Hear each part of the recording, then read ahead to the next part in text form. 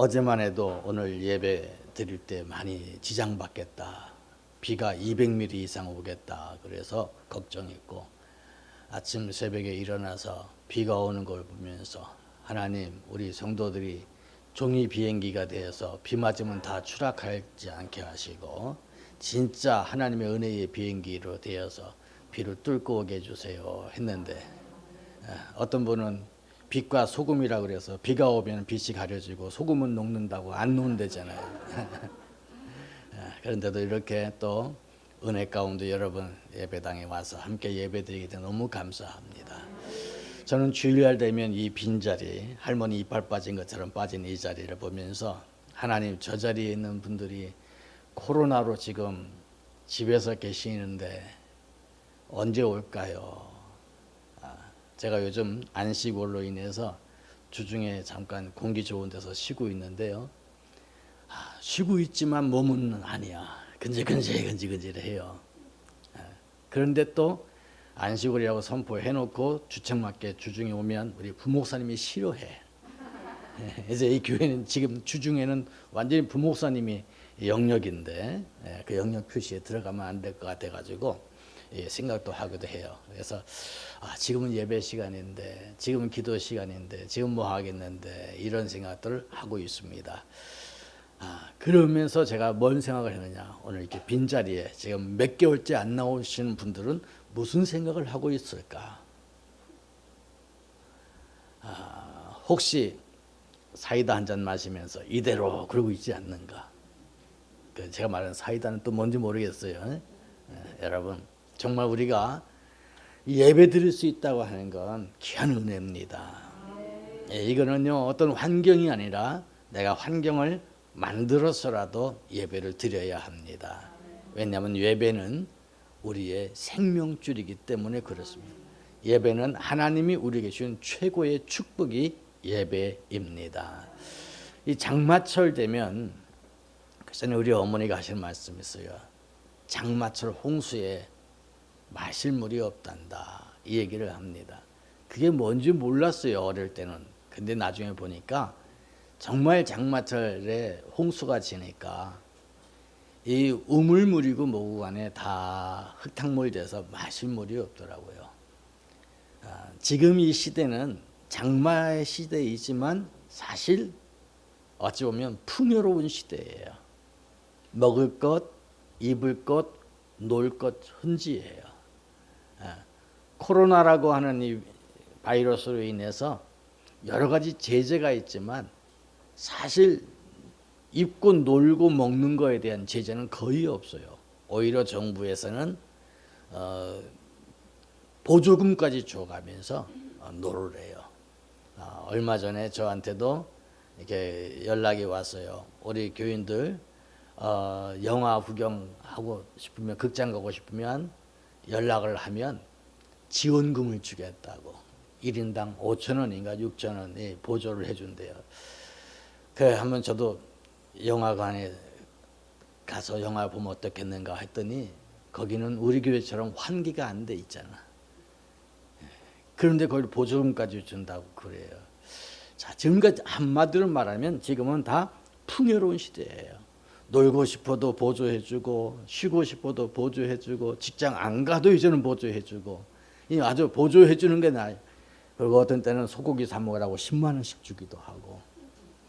그런데 여기에서 우리가 뭘 느끼느냐, 뭔가 풍요롭고 넉넉한 것 같은데 그럴수록 더 갈증을 느끼고 목마름을 느끼는 것, 이게 살아있는 거예요.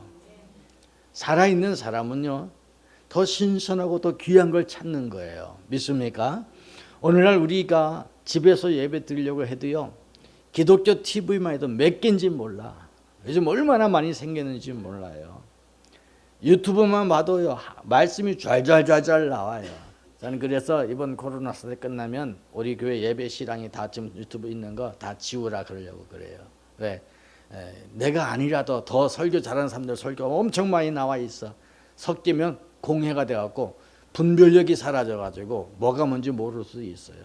그래서 정말 우리가 이 홍수 시대에 물질의 풍요 시대에 분별할 수 있는 것보다 귀한 건 또 없다고 믿습니다. 흙탕물을 물이라고 마셨다간 큰일 납니다. 바닷물을 물이라고 마셨다간 더 위험해집니다. 여러분, 이 시대에 나는 어떠한 사람인가 돌아볼 필요가 있어요. 내가 어떤 부분에서 어떻게 서야 하는지 또 생각해 볼 필요가 있는 줄로 믿습니다. 오늘 읽어드린 본문 말씀 시편 42편은요 마스길이라 하는 내용으로 했어요. 마스길은 교훈이에요. 교훈. 이 누가 쓰냐면 다윗이 썼습니다. 어떤 환경인고 하면은 다윗에게 아들이 있는데 아주 멋진 아들들이 꽤 있어요. 그 중에 압살롬이라고 있어요. 이 압살롬이라는 이름도 참 잘못 지은 것 같아요. 압살롬이에요. 이 압살롬이 아주 멋지고 대단한 사람인데 이 사람이 반역을 해서 아버지를 쫓아냈어요. 쫓아낸 게 아니라 죽이려고 그랬어요. 그러고서도 못된 짓을 아주 많이 했어요. 하루아침에 맨발로 도망치다시피 뛰어나왔어요. 걸음 하나 살려라 하고 도망쳤어요. 그때에 많은 주변의 사람들이 도와주지는 않냐고 손가락질하고 비방했어요. 한순간에 최고 높은 자리에서 이제는 사람들의 눈을 피해서 도망치는 이 현실. 배고픔도 목마름도 집신도 갈등도 그리고 속에서 끊임없이 오라는 분노도 원망도 이루 말할 수 없이 복잡한 그런 심령에서 다윗은 자기가 두고 온 왕궁 그 보좌, 자기를 배신한 아들에 대한 분노, 자기를 따르지 않은 부하들의 거기에 대한 배신감이 그를 누름이 아니라 하나님께 향한 목마름과 갈증이 더 심각해진 거예요.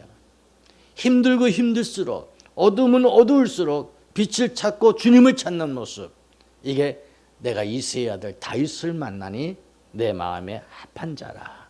하나님의 합한 자의 모습이에요. 그래서 다윗은 그걸 보면서 뭐라고 하는가 하면 내가 목마른 사슴이 시냇물을 찾듯이 주를 찾기에 갈급하나이다, 갈망하나이다 하면서 표현합니다. 그러면서 결론은 내 영혼아 어찌하여 너는 낭망하는가? 오히려 나를 도우시는 여호와를 바라라. 낭망하는 순간순간마다 좌절할 수 있는 순간순간마다 어찌해서 그러냐? 여호와를 바라라, 여호와를 바라라. 이것이 시편 42편 내용입니다. 여기 이렇게 말하고 있습니다. 5절에 내 영혼아 내가 어찌하여 낙심하며 어찌하여 내 속에서 불안해하는가? 너는 하나님께 소망을 두라. 그가 나타나 도우심으로 말미암아 내가 여전히 찬송하리로다. 얼마나 귀합니까? 또 여기 말합니다. 11절도 내 영혼아 내가 어찌하여 낙심하며 어찌하여 내 속에서 불안해하는가? 너는 하나님께 소망을 두라. 나는 그가 나타나 도우심으로 말미암아 내 하나님을 여전히 찬송하리로다. 여기 두 번 나오는데 그 중간중간에 사람들이 너의 하나님이 어디 있느냐, 너의 도우시는 하나님이 어디 있느냐, 너의 도움이 어디 있느냐 하면서 막 비방하는 거예요. 비방하는 소리, 자기를 찍어 누르는 소리, 모함하는 소리 들을 때마다 원망이 아니라 오히려 주님을 바라봐. 힘들수록 더 어떻게 해요? 목말라요. 무엇이 목마르냐? 하나님께 향한 목마름. 여러분, 이 시대 속에서 우리에게 진정 필요한 것이 있다면 목마름일 것입니다. 우리에게 가장 목마를 때가 언제냐? 언제일 것 같아요, 여러분? 수분이 2% 부족할 때랍니다. 그래서 2%라는 음료수 있잖아요. 우리가 많이 수분이 부족하면요, 오히려 목마름을 느끼지를 못한답니다. 근데 적당히 목마를 때, 여러분 짠 음식을 먹거나 전 식사하고 물 안 마셨을 때 그때 엄청 기갈이 되잖아요. 땀이 조금 난다든지 할 때에. 그때가 2%예요.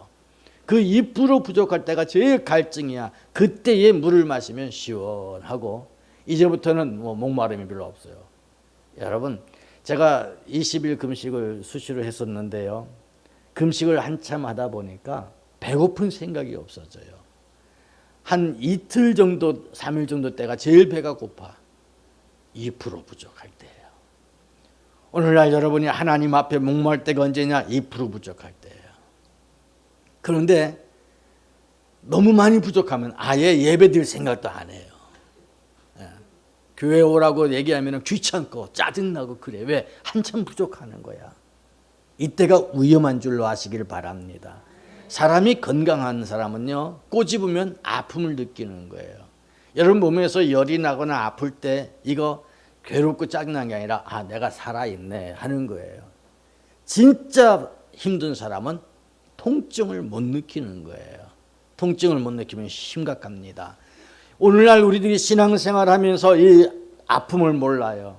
통증을 몰라요. 목마름을 몰라요. 왜? 2% 이상으로 갈증이 심각해진 거예요. 그런데도 불구하고 해결할 생각을 안 하는 겁니다. 심각한 병이지요. 여러분 정말 목마른 사슴이 주님 바라보듯이 여러분의 진정한 목마름이 있기를 바랍니다. 그러기에 여기 목마름은 육체의 갈증이 아니에요. 영혼의 갈급함입니다. 여기에 사슴이 비유됐어요. 사슴은 뿔이 있지만 그 뿔은 공격용 뿔이 아닙니다.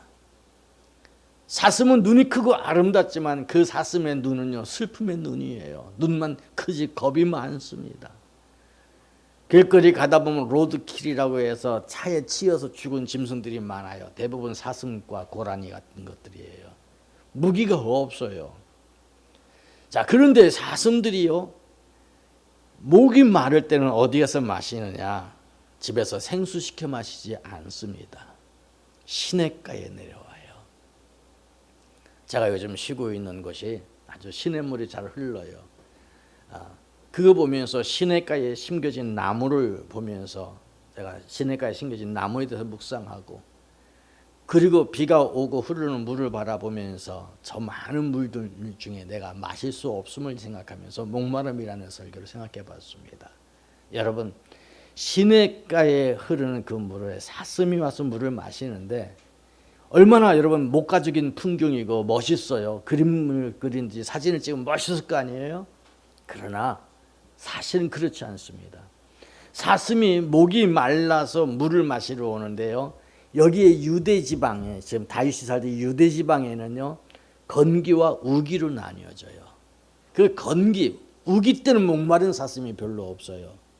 모든 게 다 축축하니까. 건기 때 목이 말라요. 건기 때 물은 물 한 방울 내리지 않을 때가 더 많습니다. 황량한 광야예요. 그래서 다 물을 마시기 위해서 찾아오는데 시냇가에는 누가 많이 있느냐? 여러분 동물의 왕국 같은 거 보면 시냇가에 보면 맹수들이 항상 우글거립니다. 그럼에도 불구하고 사슴들이 올 수밖에 없어요. 어떤 데 소떼들도 와요. 그럴 때 악어에게 물리거나 사자에게 물리는 걸 많이 봅니다. 안 올 수가 없습니다. 못 마르기 때문에. 그들에게서 목마름은 사생결단이에요. 사느냐 죽느냐 이것이 문제예요. 목숨 걸고 물을 찾아오는 거예요. 다윗이 그 얘기하고 있는 겁니다. 자기는 지금 목마른 사슴이에요. 목마른 사슴이 안 먹으면 죽어요. 그런데 가도 죽어요.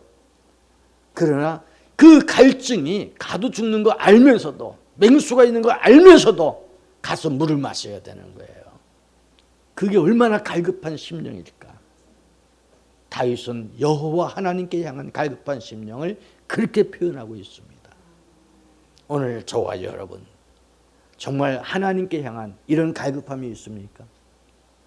아니면 세상의 향락을 향한 이런 갈급함이 있습니까? 여러분들이 가장 주되게 생각하는 가장 귀한 목적이 뭘까요? 거기에 대한 갈급함이 있다면 어느 것이 더 갈급함인가? 다윗은 왕궁의 화려함의 갈급함이 아니었습니다. 사람들과의 어울림의 갈급함이 아니었습니다. 가장 힘들 때일수록 오히려 하나님께 향한 갈급함이 더 컸음을 고백하고 있습니다. 오늘날 우리들에게도 진정 그러한 고백들이 있기를 원합니다.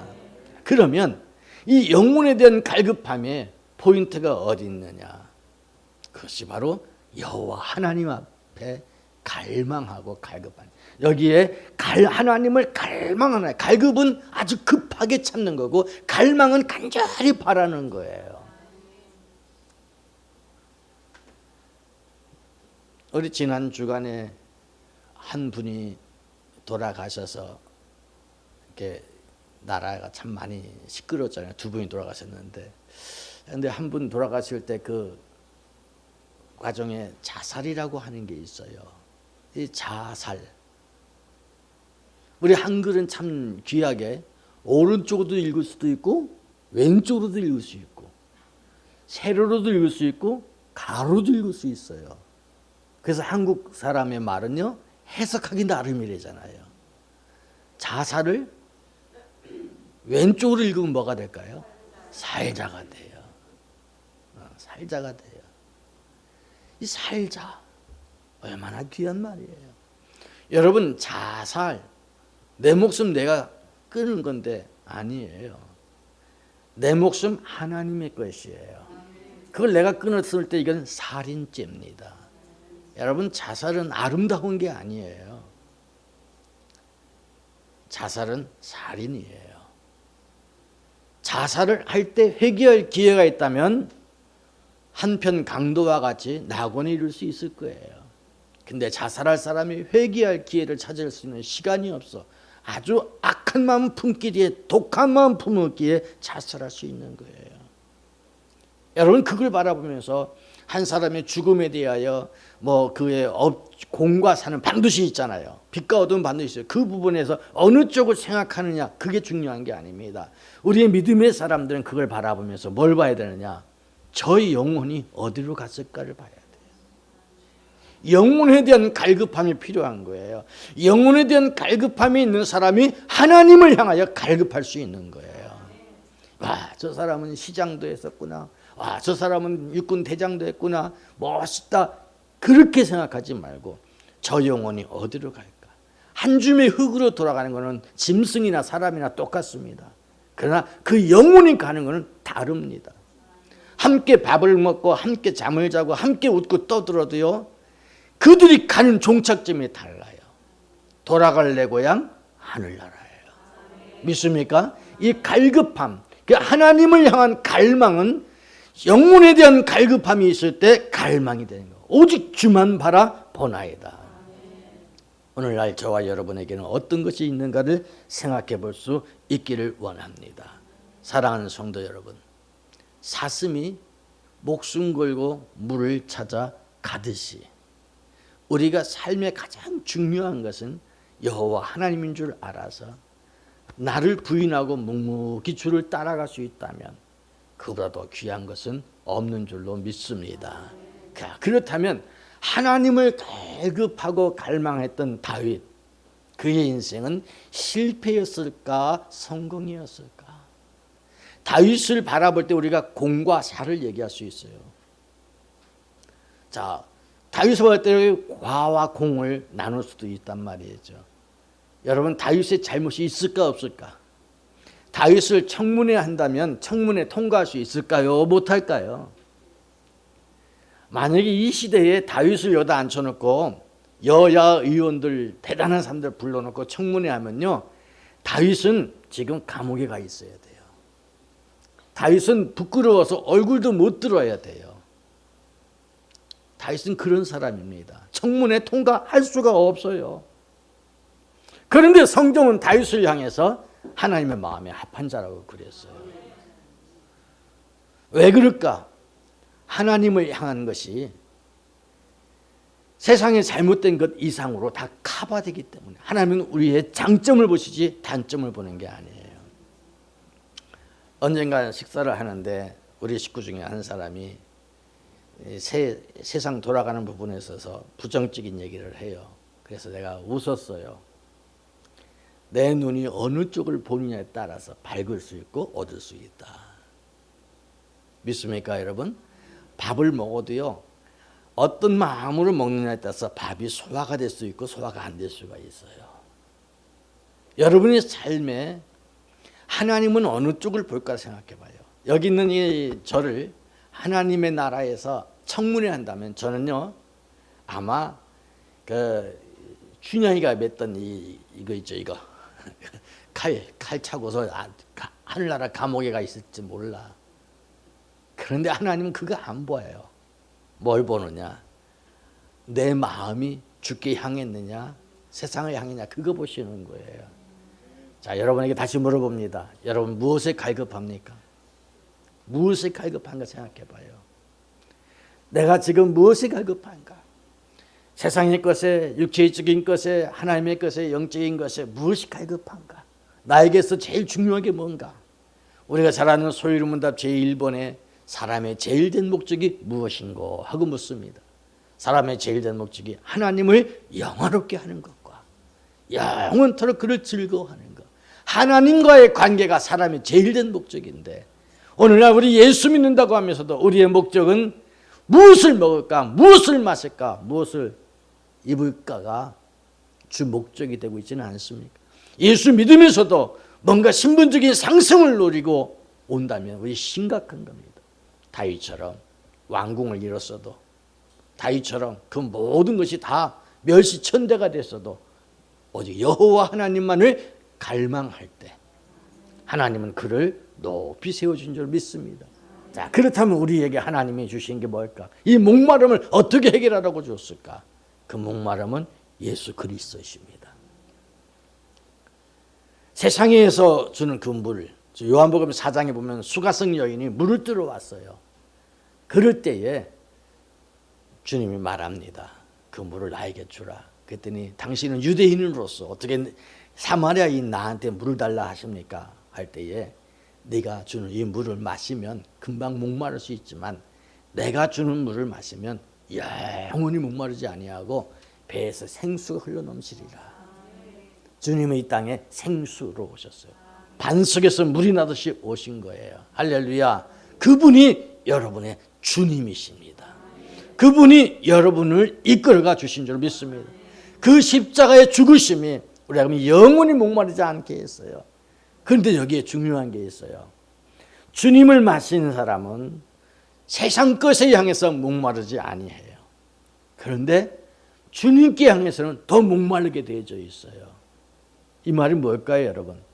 저는 여러분의 목마름이 해결했다, 주님 때문에 해결했다 해서 무조건 만족이 아니라요, 예수 믿으면 더 갈증이 생겨요. 더 갈급하고 더 갈망할 수밖에 없어요. 왜 그럴까? 왜? 그게 은혜예요. 다윗은 하나님의 말씀의 은혜를 받으면 받을수록 송이꿀보다 더 달아가지고 자꾸 사모하고 또 사모하는 거예요.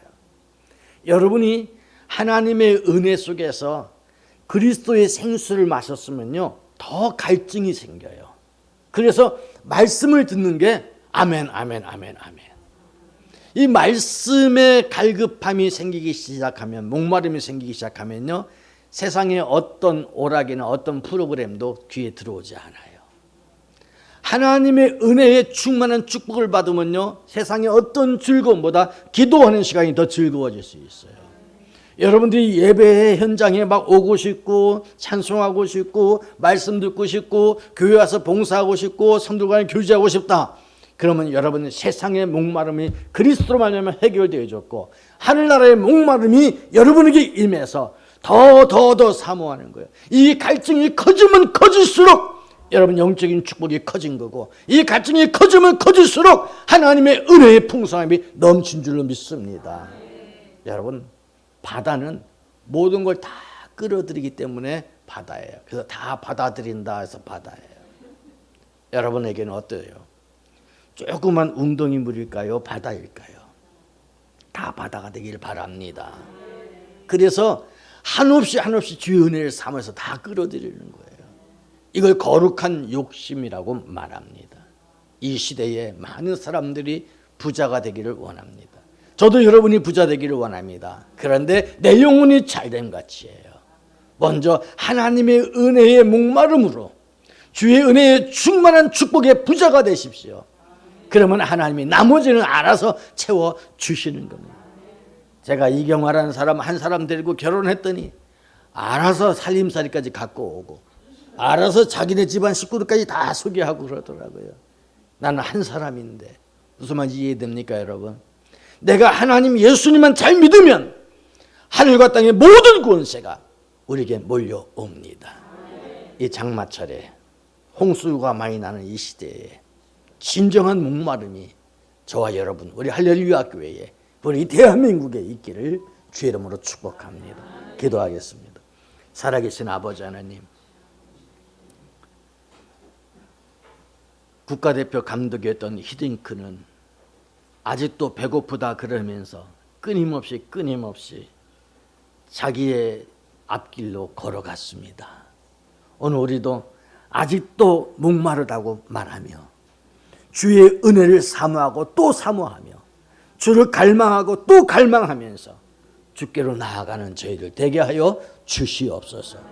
우리의 마음에, 우리의 심령에 오직 예수가 새겨지기까지, 우리의 모든 삶에 오직 예수님이 주인 될 그때까지 우리는 또 달려가고 또 달려가게 하옵소서.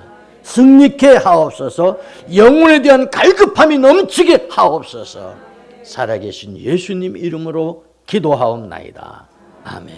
이제는 우리 주 예수 그리스도의 크신 은혜와 아버지 하나님의 그 놀라우신 사랑하심과 성령님의 인도, 교통, 충만, 역사하심이 주 앞에 진정한 목마름으로 영원히 주를 갈망하나이다 바라보며 승리하기를 소망하는 사랑하는 모든 성도들 머리 위에, 저들의 가정과 생업 위에와 이 나라의 민족과 선교사들과 우리 할렐루야 교회 위에 이제로부터 영원토록 함께 있을지어다.